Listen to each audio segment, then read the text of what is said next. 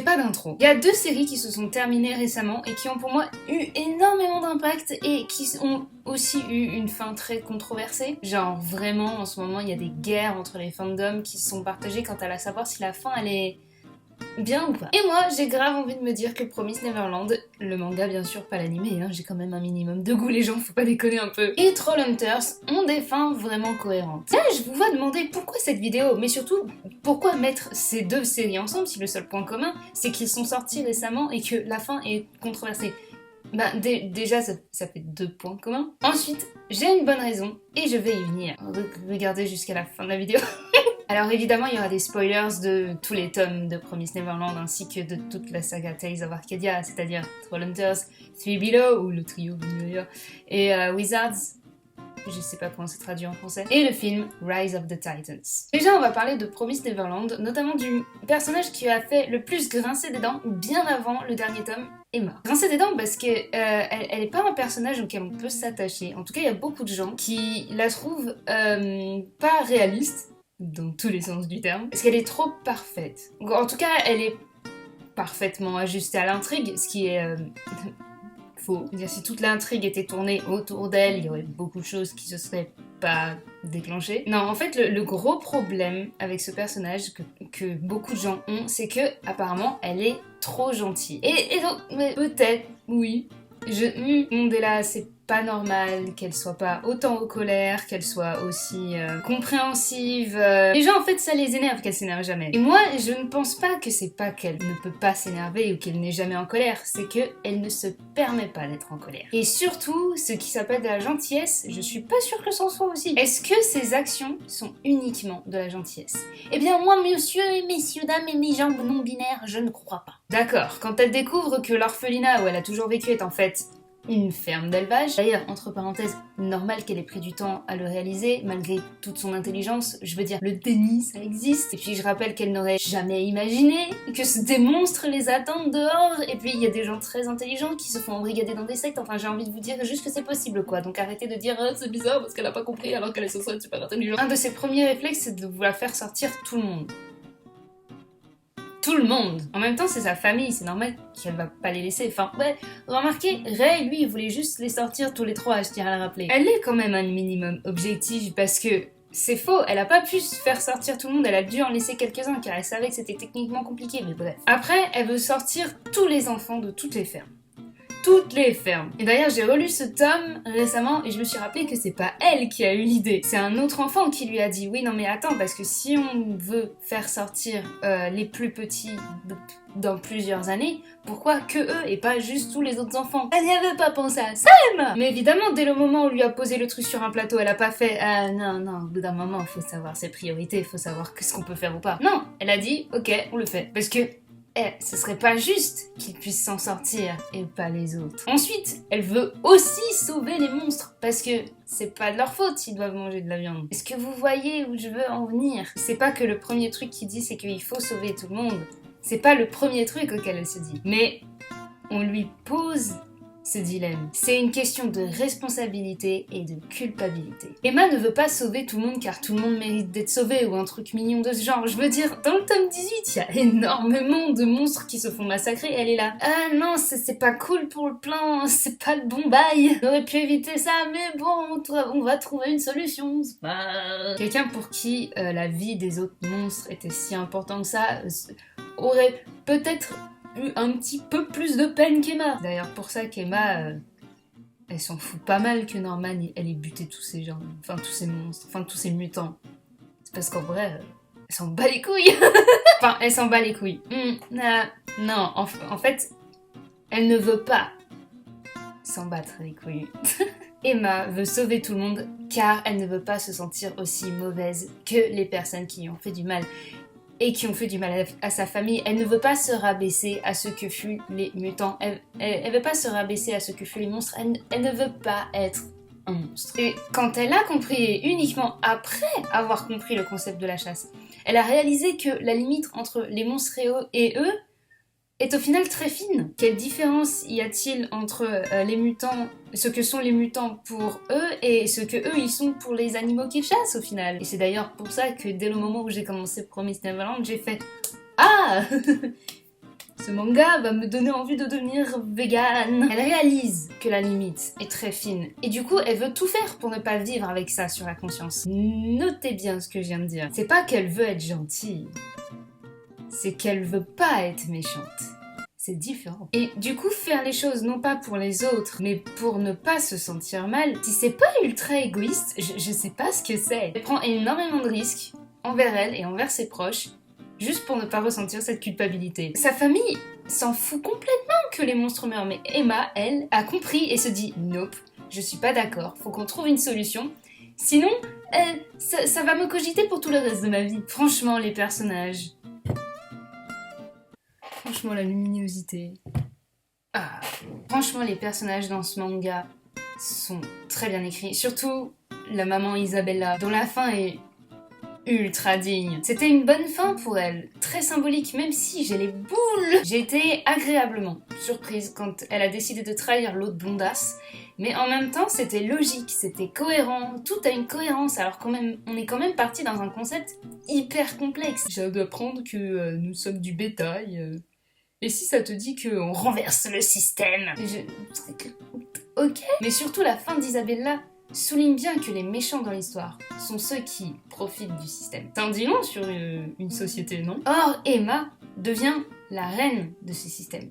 Car c'est elle qui va littéralement en créer un nouveau. Et bonjour les responsabilités à peine 14 ans. C'est elle qui va tout gérer. Donc, c'est elle qui va en profiter, non? Comment peut-elle profiter du système après tout ce qu'elle a appris et surtout après que tant de gens se soient sacrifiés pour qu'elle arrive à ses fins? Comment peut-elle se dire ça y est, j'ai tout réglé, avec ça sur la conscience? Enfin, j'ai tout réglé, non. On a dû passer par énormément de choses et faire des choses dont je ne suis pas fière pour y arriver. Est-ce que je devrais être contente de ça? Comment je pourrais être contente de ça? C'est compliqué. Et là, boum, le destin lui offre une solution sur un plateau d'argent. Et pas dans le sens où c'est un Deus Ex Machina. Comment ça peut être un Deus Ex Machina? C'est pas arrivé par hasard, ce truc. On savait qu'il y aurait une contrepartie et on savait qu'elle serait pas trop violente pour Emma parce qu'elle avait bien géré son truc et elle a tout le temps dit, je vous promets, je vais pas avoir à mourir. Donc on savait qu'il y aurait un truc, mais on savait pas quoi. Le principe de l'échange équivalent. D'ailleurs, oh mon dieu, pourquoi est-ce que tout le monde trouve la fin de Promise Neverland trop facile, alors que dans Full Metal Alchemist, qui est un des meilleurs mangas de tous les temps, la solution pour récupérer le corps d'Alphonse n'a jamais été controversée? Pourquoi est-ce que personne n'a jamais dit, c'était pas un peu trop facile, alors que c'était entre les mains d'Edward depuis le début? Littéralement. Bref, le démon, je me souviens plus de son nom, propose de perdre la mémoire, pensant qu'elle refuserait parce que cela la séparerait pour toujours de sa famille. Et je veux dire, ça arrive jamais, je veux dire, enfin, c'est pas parce que tu perds la mémoire que tu...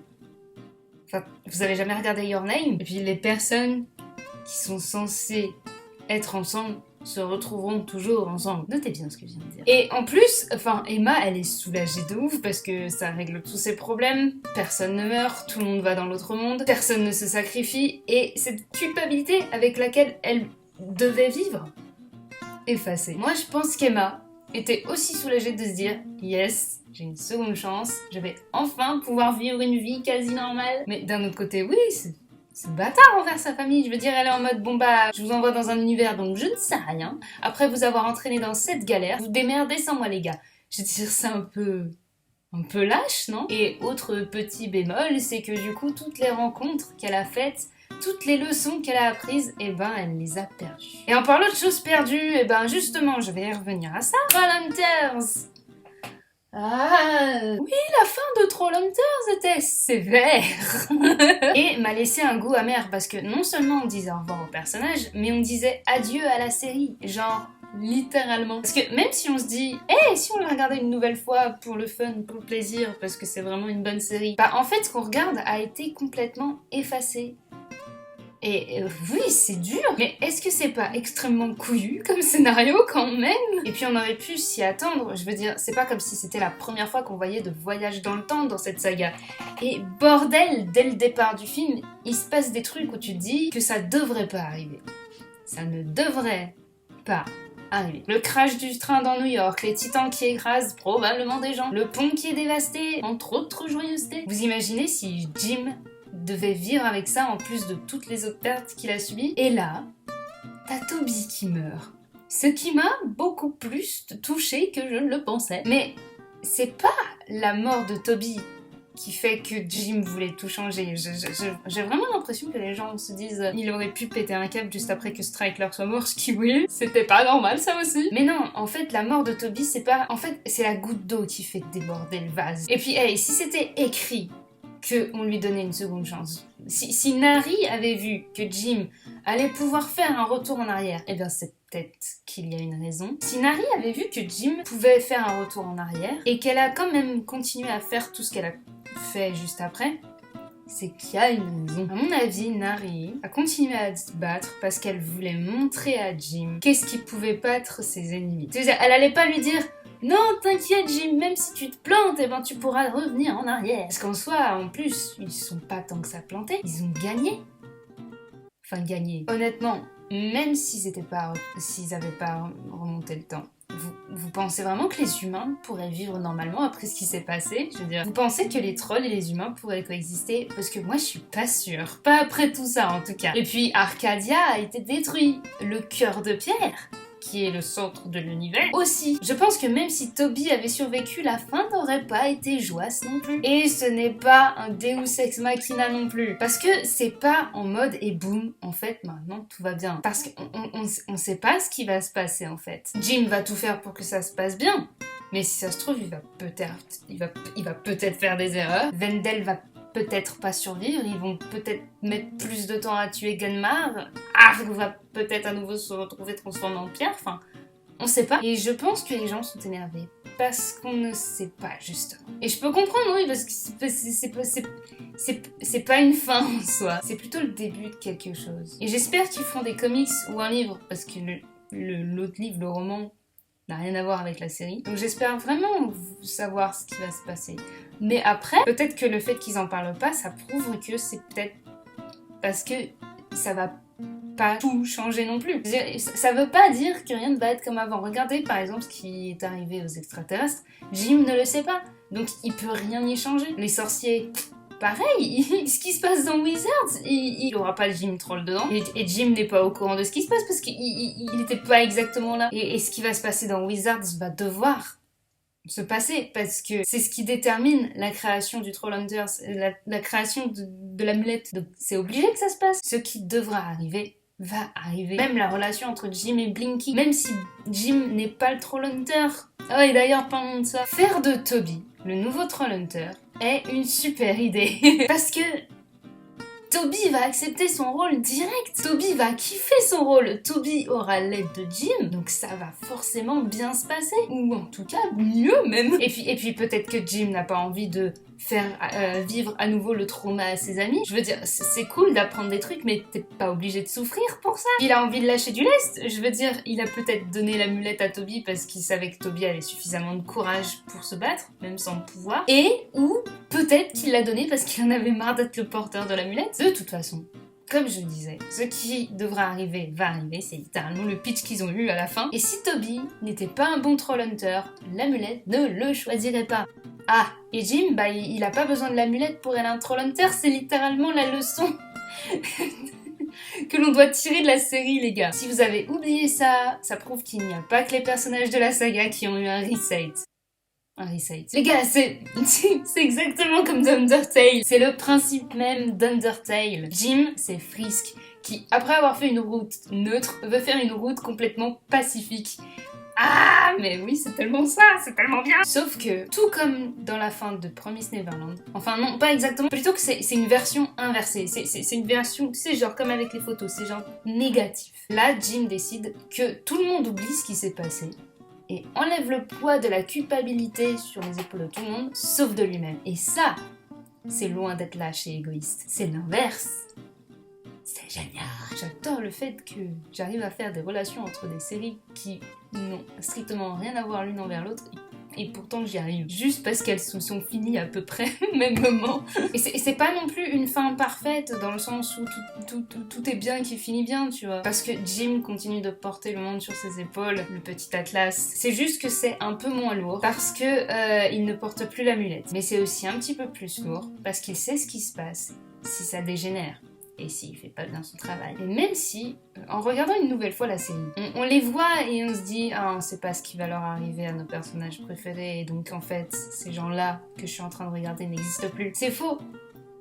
Ils restent eux, ils évolueront de la même façon et ils seront aussi braves et courageux et forts qu'ils l'étaient déjà. Comme dans Undertale, despite everything, it's still you. Quant à ceux qui me diront oui mais ça va forcément mal tourner parce que quand Merlin a montré à Jim ce qui se passait s'il était pas le Trollhunters, eh ben c'était la merde.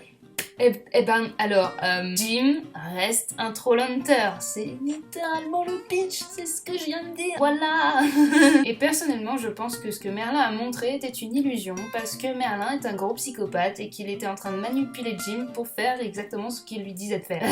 Et je pense que Jim le sait lui aussi. D'ailleurs, j'espère qu'ils vont trouver une solution pour ne plus dire pour la gloire de Merlin parce que la version dans le film est mieux.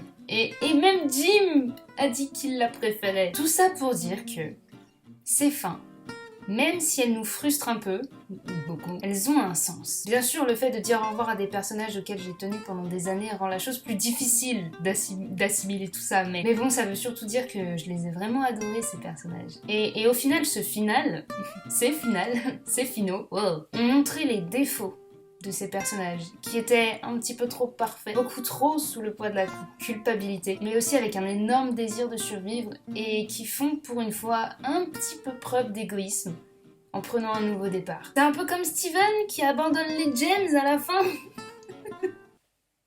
Est-ce que je vais faire un rapport à toutes les fins de série que je connais? Oui, je vais y arriver. Prendre un nouveau départ, c'est pas forcément dire au revoir à tout ce qu'on a connu. Sauf qu'en fait, je suis un petit peu en train de me contredire parce que c'est littéralement ce qu'ont fait les personnages. Mais ils restent eux. Sinon, ils auraient pas réussi à retrouver leur chemin. Ils retrouvent leur chemin. Et tout ça avec les poches pleines de détermination. Ils sont humains, quoi. Et bah, ils vont vraiment me manquer. Voilà. Enfin voilà. En fait, la fin, elle est pas si nulle.